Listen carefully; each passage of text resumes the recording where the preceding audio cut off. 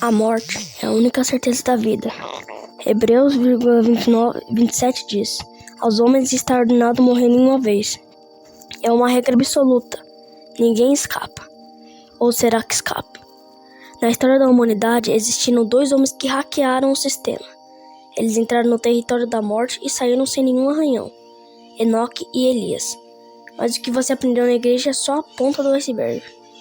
Hoje eu vou te mostrar o que a Bíblia, os livros históricos e os textos proibidos dizem sobre o que aconteceu com eles, no que eles se transformaram e a prova bíblica de que um deles já voltou e você nem percebeu. Vamos conversar pelo mais antigo. A Bíblia é misteriosa sobre ele. Gênesis 5:24 diz apenas: e andou Enoque com Deus, e não apareceu mais, porquanto Deus o tomou para si. Em Hebreus 11:5 confirma: pela fé, Enoque foi transladado para não ver a morte. Transladado para onde? O livro de Azar, citado na Bíblia em Josué 10:13, conta a história completa. Enoque não era um homem solitário na montanha. Ele foi um rei. Enoque reinou sobre a humanidade por 243 anos. Ele trouxe a Era de Ouro, mas a sua partida foi um evento público. O capítulo conta que um cavalo de fogo, num redemoinho, 800.000 pessoas tentaram segui-los. Ele avisou: voltem ou morrerão. A maioria voltou. Dias depois encontraram apenas neve e gelo no lugar. Os homens que ficaram com ele sumiram e foram levados juntos. Não pense que o livro de Enoque é uma invenção moderna. Apóstolo Judas cita uma profecia de Enoque na Bíblia, em Judas 1:14. E deste profetizou também Enoque, o 7º de Adão. Ou seja, os apóstolos liam Enoque. Mas o que aconteceu quando ele chegou lá em cima? Ele continuou humano? O 3º livro de Enoque revela algo aterrorizante. A carne dele não suportaria a glória de Deus. Enoque relata sua própria metamorfose. A minha carne se tornou em chama, as minhas veias em fogo, os meus ossos em brasas. Ele deixou de ser humano. Ele se tornou um ser celestial de fogo e luz. Deus deu a ele um novo nome, Metatron, o escriba celestial, aquele que senta e registra os atos da humanidade. Enquanto outros anjos ficam de pé, a tradição diz que Metatron tem permissão para sentar, pois ele é o chanceler do céu. Milênios depois, vem Elias, o oposto de Enoque. Elias era um guerreiro. Em 2 Reis 2:11, vemos a saída dele. Eis que um carro de fogo, um cavalo de fogo separou um do outro, e Elias subiu ao céu no redemoinho.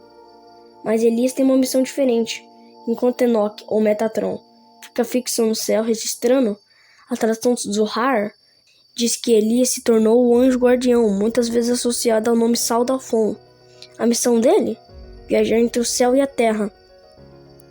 E aqui está a prova bíblica de que o espírito de Elias viaja no tempo.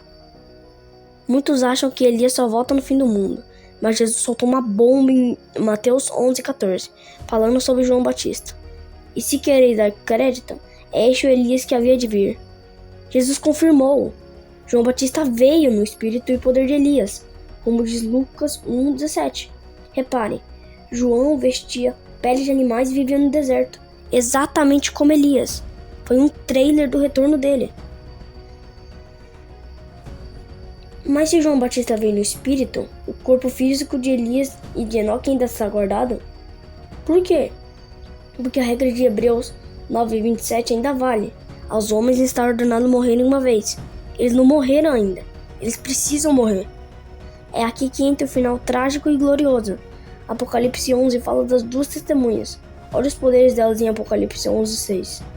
Tem poder para fechar o céu para que não chova. Tem poder sobre as águas para converter em sangue. A missão deles é descer na grande tribulação, pregar por 1260 dias e enfrentar a besta, o anticristo. E o versículo 7 conta o final.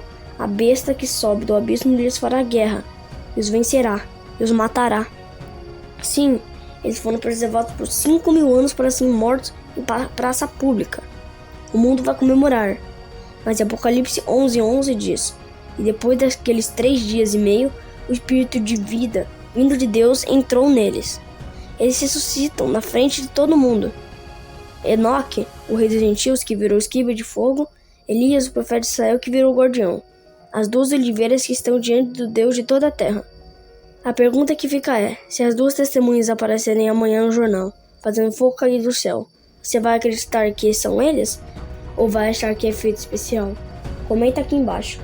Você sabia que Jesus disse que João Batista era Elias? E qual sua teoria para as duas testemunhas? Se inscreve no canal para mais mistérios que a história esqueceu.